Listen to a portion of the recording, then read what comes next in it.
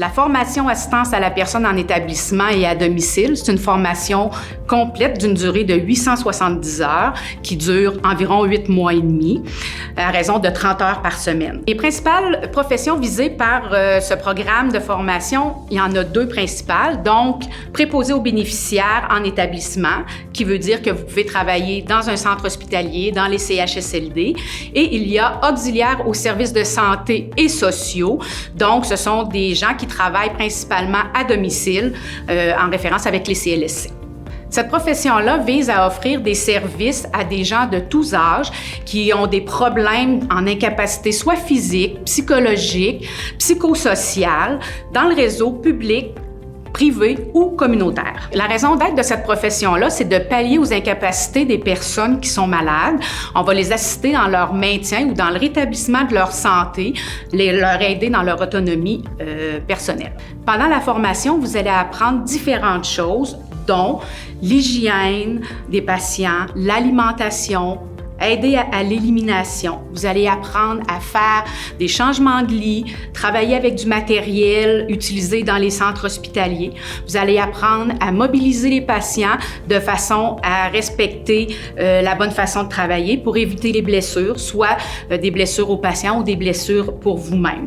Durant la formation, vous apprendrez également à amener des patients en fauteuil roulant ou en civière lorsqu'ils auront à subir soit des examens, un traitement particulier ou une intervention chirurgicale. À domicile, vous apprendrez des choses différentes en plus des déplacements et tout ça. Vous apprendrez à faire la mesure de la tension artérielle, une prise de la température, la prise de pouls à l'aide d'appareils particuliers pour ça. Vous allez apprendre à faire des glycémies capillaires et vous allez même apprendre à faire des petits pansements. Vous allez faire des prélèvements de spécimens tels que de l'urine, des selles ou des expectorations. Vous aurez alors à noter les informations dans le dossier médical du patient des soins que vous aurez prodigués. En cas d'urgence, vous pourriez administrer des premiers secours, puis effectuer des tâches aussi qui auront été demandées par le personnel infirmier. Alors, le tout se fait dans le respect de l'intégrité et de la dignité des clients, bien sûr, afin de contribuer à leur bien-être.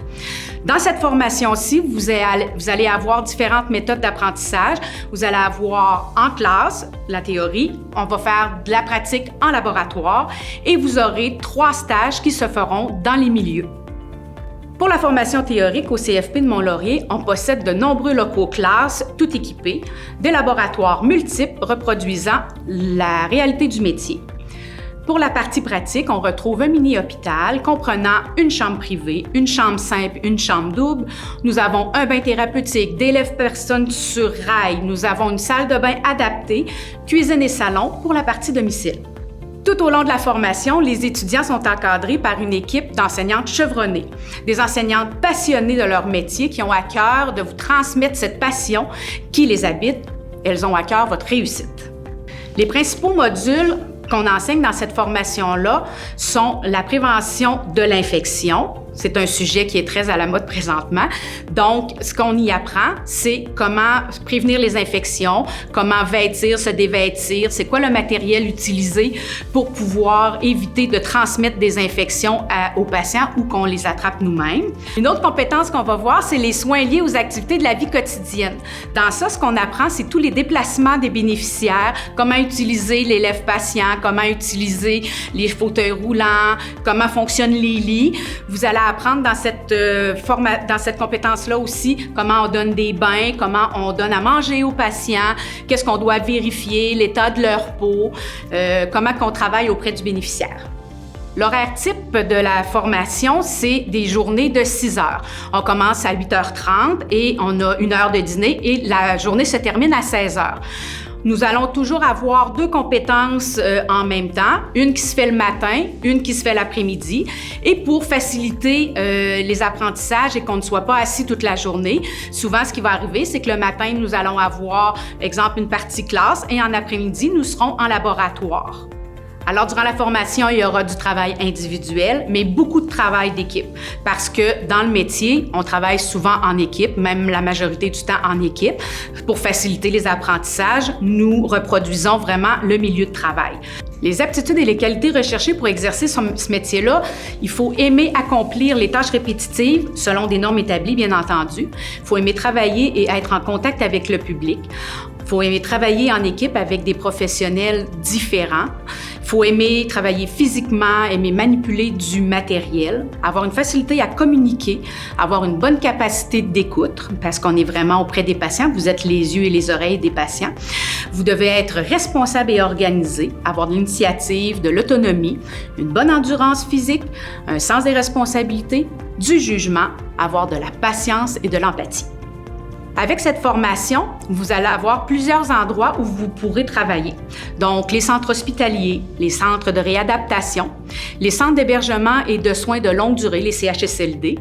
Vous pourriez être en centre local de services communautaires, les CLSC, les RPA, qui sont des résidences privées pour personnes âgées, ou encore être à votre compte. Les conditions de travail sont 12 mois par année. Vous allez avoir des semaines de travail entre 30 et 40 heures, tout dépendant des milieux dans lesquels vous travaillerez. Le salaire horaire varie beaucoup, entre 14 et 27 $ de l'heure, 40 heures semaine si vous êtes au secteur privé. Par contre, au secteur public, 22,35 $ pour des semaines de 35 heures. Le salaire de départ au secteur public est environ de 20,55 $ de l'heure. Vous pouvez aussi bénéficier de plusieurs avantages sociaux en travaillant dans le secteur de la santé. Au Centre de formation professionnelle, nous avons 2 cohortes par année, une au mois d'août, une au mois de février. Les préalables pour t'inscrire à cette formation-là sont français, anglais, mathématiques de secondaire 3 ou posséder une équivalence reconnue par le ministère de l'Éducation. Si tu as des questions, n'hésite pas à nous contacter. Au plaisir de t'enseigner.